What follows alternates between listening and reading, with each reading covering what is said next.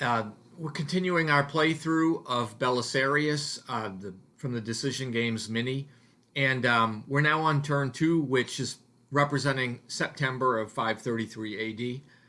And the Roman player is now drawing the cards randomly, and the card that is chosen is Unrest in the Roman ranks. So I'm going to have to roll a die for loyalty of the various formations, and fortunately all of them remain loyal, but I have no recruits available on this card, and maneuver is quite limited.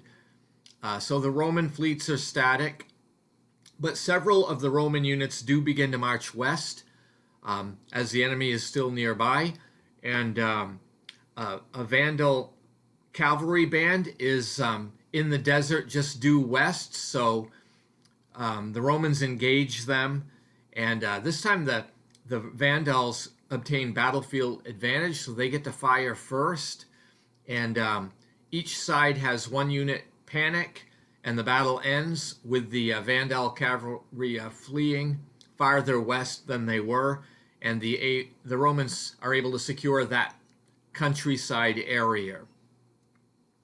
Then we go to the Vandals part of the turn, and they select the Land Campaign card.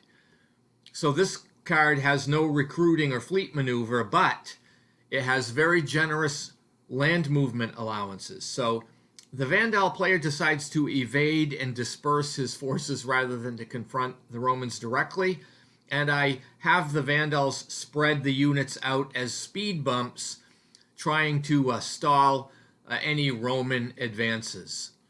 And that brings turn 2 to a close.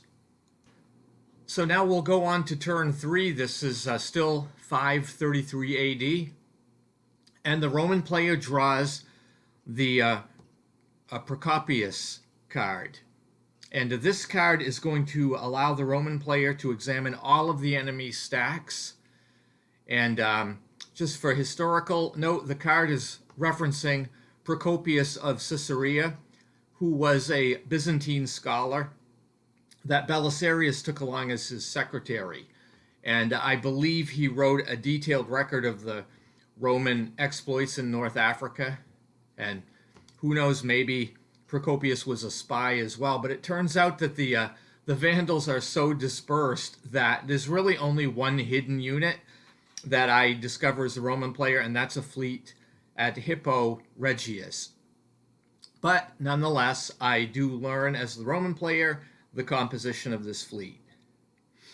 So then the Romans recruit 2 regular infantry units, and then 1 Roman infantry marches to Lilybaeum. Additionally, I have a Roman fleet set sail, and this fleet goes to the African continent to Melita, which I believe is Malta. And then the die roll wouldn't allow me to get any farther than that. And so you can see in this game there's a die roll when you try to use fleet movement, sea movement, and sea navigation in this ancient period is still fairly iffy. So I have the Roman army march onward, and they again attack the Vandal cavalry in the open countryside. And the Romans get battlefield superiority, so they can roll dice first, and they take out the cavalry before it can even fire. So I have the Romans advancing westward, but because of the speed bumps of the Vandals, it's a painfully slow pace. And remembering my goal is that I need to conquer the fortresses, not the countryside. So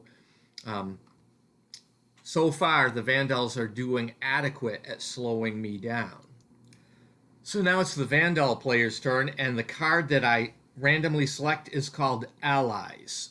So this card allows a few things, but one of the things is that I can gain control of an ally. So I gain control of the Huns, which are part of the Roman forces that have landed in Africa. So the Huns are with the Roman forces at Tripolis, and they have to retreat to Magnus Leptus to separate from the Roman forces. Then I have a Vandal fleet sail from Hippo Regius to Sardinia, where Gibberman's cavalry gains control of Traiani, and then the Huns attack the Romans at Tripoli. And the Hun cavalry is all elite units, and they end up wiping out all of the Roman forces at Tripolis. And Belisarius can now see that his rear area has been compromised by treachery. That brings turn 3 to a conclusion, and stay tuned if you'd like to find out what happens on turn 4 of Belisarius.